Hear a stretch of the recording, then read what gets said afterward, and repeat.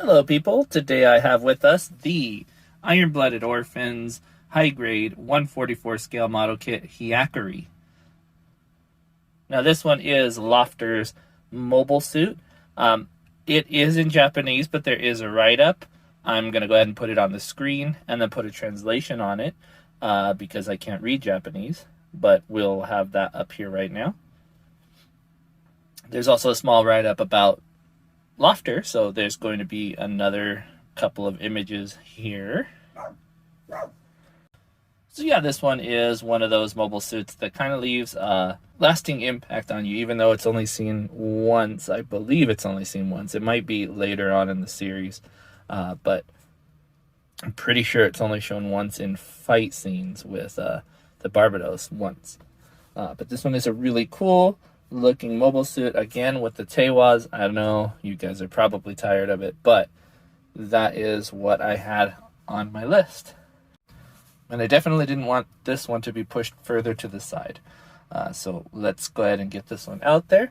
We're going to go ahead and check out some articulation. This one is incredibly dense in features, but pretty moderate in articulation. Let's go ahead and get started.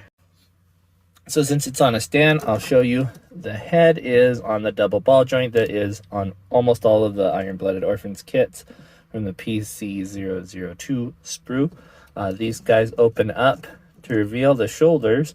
The arms are actually inside this big unit, which is a thruster unit, probably with fuel tanks, everything like that. Very large and in-charge looking unit. I'll pull the shoulders out shortly, but let's go ahead and move down to here. We have a ball joint inside here that is for all your ball joint needs. This one is the weakest joint on the setup because that is so heavy. It will fall off very easily if you try to stand them up. As you see here, it did come off. I'm going to go ahead and let it be. The legs here actually have a pretty cool system. They extend out of the T-bar here, and they plug into a little slot inside the thigh, and that allows them to articulate along with the leg, as you see. Ball joint to the thigh itself, and then of course we have a really cool two-jointed system on the leg. Pretty typical of your Iron-Blooded Orphans kits here.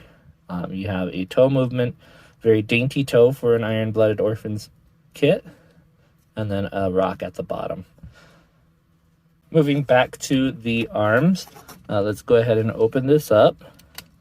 So this opens, it's not really a hinge, they just kind of hold on to each other like fingers and slide open and shut. So we'll leave that one down. The arm is on a basic, let's get this one out of the way. There we go. On a basic polycap and ball joint system. So they do move, but you're not going to get a lot out of this one in particular because of the setup on this one. If you take off the backpack, of course you can, but it's really supposed to be used as one piece. So that's a ball joint in there. You can move that up and down. And then you also get this type of articulation here where you can move the arm outward and she can use it like that. Moving that one back in place, you have a double jointed arm system. This very similar to the Hyakuri and to the Roy that I built before and reviewed.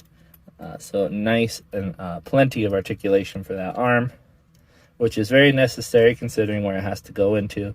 And then of course the ball joint at the wrist, that is pretty common for these kits. It is a very tight one, just like the other one from the Teiwaz units.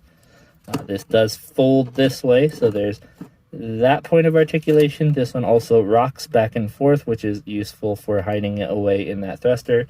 And of course you have 2 points of articulation for these fins on the rifle here. It's a pretty cool setup here. So yeah, I mean, it's a lot of articulation as far as what a normal unit would have, but just more gimmick than anything, and I really like that. It's such an unusual unit. I really enjoy the oddness of it, and a specialized unit like this for scouting, it kind of makes sense that, you know, you hide some of the stuff away. I would have preferred it if the legs kind of folded up under it too, but it doesn't look bad. It's just very stylized, especially if I showed it next to the Hyakuri that are the contemporaries. For example, these are the Hyakuri, and that is the Hyakuri. You can see the difference between the three of them, but you can see the similarities in types. So there's definitely a feeling of, you know, camaraderie, a feeling of development between them. Compared to the Roe, these ones obviously just look like a Roe downgraded. This one, it just has a different feel altogether. So obviously on top of that, it came with these here connectors, and these actually mount the bottom opening sections of the thruster to the arms on this one. I will show you that in just a second. I don't personally like how it looks, but you can use them as basically knuckles. It came with this clear base and this adapter that holds it to a slight angle, which is nice, but you know, it's one of those stands that we have 100 of now. And essentially that's it for extras. It doesn't really come with a lot. It has a couple of extra poly caps, and that's it. You know, there's not a lot to write home about in terms of weaponry. She has both of those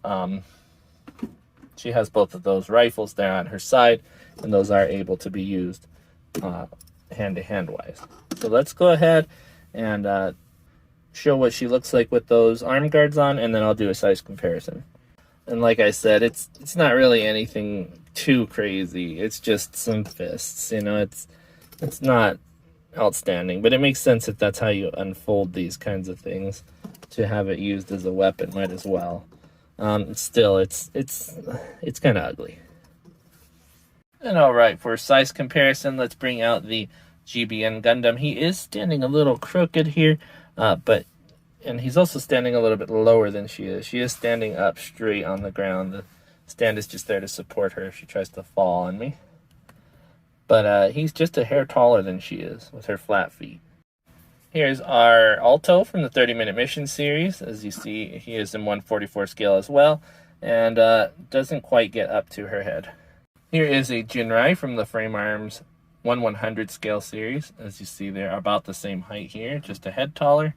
My Frame Arms girl representative being Architect here. My Hexagear Governor in 1/124 scale. That's a Nero. And of course, my massive size comparison, the Master Grade Alex Gundam compared to the Hyakuri. And before I close out, I wanted to show you guys what it looked like without the backpack. As you can see, the big pegs there show how it's locked in place. It's nice and easy. It just squishes right down into that with 4 little bumps. Right there, as you see, 4 little pegs go in there. I think she has a really skeletal look, which I really dig. And to me, it reminds me of those, the Terminators. It has that too long for real life kind of look. Very, very, very intimidating as well with that chrome dome look. If I were to paint this, which I'm thinking about it, I would probably make that in chrome so that it would be nice and shiny, hidden amongst that big booster unit. To remove that, you do have to take these off. They go on her shoulders, and then you can just pull the rest off. So with everything out of the way, I would like to say that I actually really enjoyed building this one. It is different than the other units that I just built, the Roe. And it's a really cool piece. Very unique in terms of what you see in the Iron-Blooded Orphan series, which I'm a huge fan of. So if you hear me kind of gushing over them the last couple times I've reviewed these things, that's probably why. I'm not like, I don't worship it, but it's one of my favorite series. It was right around the same time I started getting into Gundam and Gunpla, was when that was coming out. So I watched it pretty soon after I started watching Gundam in general. But the ones like this, the third-party characters that aren't Gallarhorn or Tekkadan, are definitely ones that I really loved.